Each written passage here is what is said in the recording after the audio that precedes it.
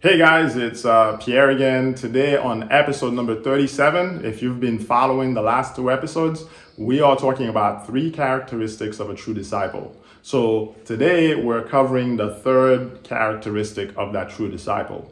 So again, as always, if you are watching here on YouTube, go ahead, like and subscribe, and let's get the conversation started. I'm really looking forward to your comments, your questions, so that we can keep moving forward.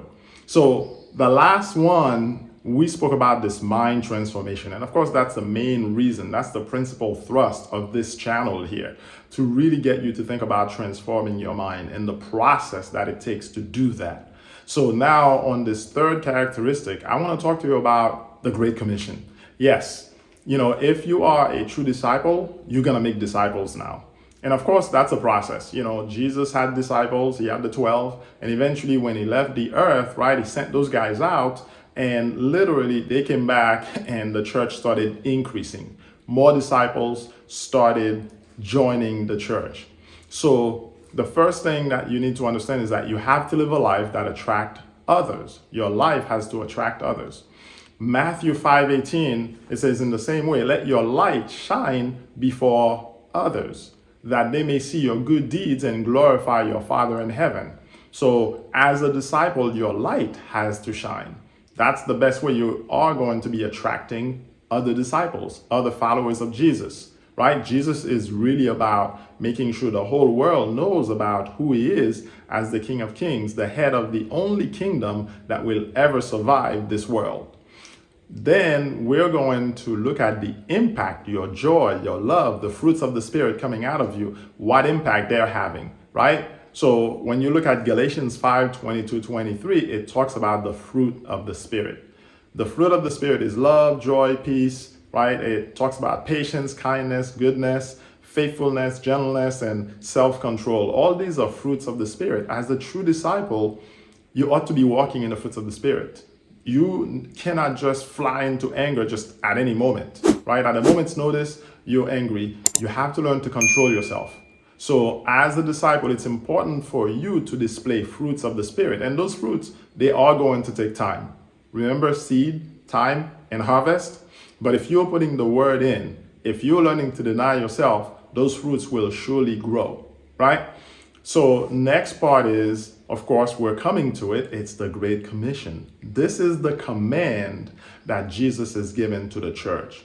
Now, there is a two-part play to this. The first part is the Great Commission. He's sending you out to make other disciples, not converts, okay? In the last century or two, the church has really focused on making converts.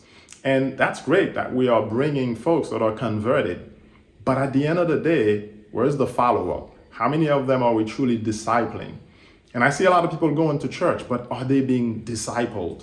It's not enough to hear message after message. There's got to be a discipleship process. There's got to be a process of checking whether or not you're learning, just like kids in school. This is a new kingdom. There is a new system, and people have to learn it because there are principles connected to that kingdom.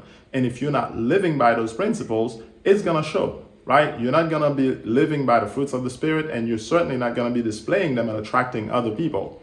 So Matthew 28, at the end of the book, Jesus tells his disciples in verses 19 and 20, therefore go and make disciples of all nations, baptizing them in the name of the Father, the Son, and the Holy Spirit, and teaching them to obey everything I've commanded you. What did he teach his disciples? He taught them about authority. He taught them about faith. He taught them about the kingdom, all kinds of stuff about the kingdom that we've been speaking about here and discussing in the prior episodes, right? And he says, and surely I'm with you always to the very end of the age. So until he returns, he's given us a very specific instruction. Make disciples, not converts, disciples. If we're not teaching people, if we're not training them, if we're not showing them how to learn God's principles, we're not making disciples. And then, of course, if you go to Paul speaking to Timothy in 2 Timothy 2, verse 2, he says, and the things you have heard me say in the presence of many witnesses, entrust to reliable people who will also be qualified to teach others. So this is Paul telling Timothy, you need to make disciples and you need to pass on those same teachings to others. So this is very important. There is one more thing as a disciple that we are all called to be. When Jesus left, he said, occupy till I come. And this occupation means we need to train people, we need to raise people, we need to help them understand how to take their place so that they can take dominion and authority on the earth because they are part of God's kingdom.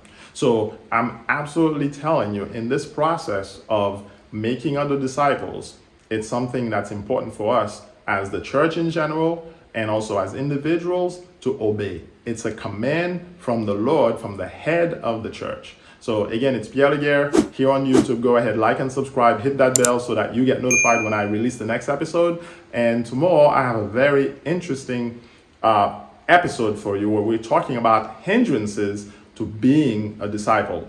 And so I want you to join me for that one. And of course, as always, I'm looking forward to the conversation. Let's get started. Questions, comments. I look forward to hearing from you. Enjoy.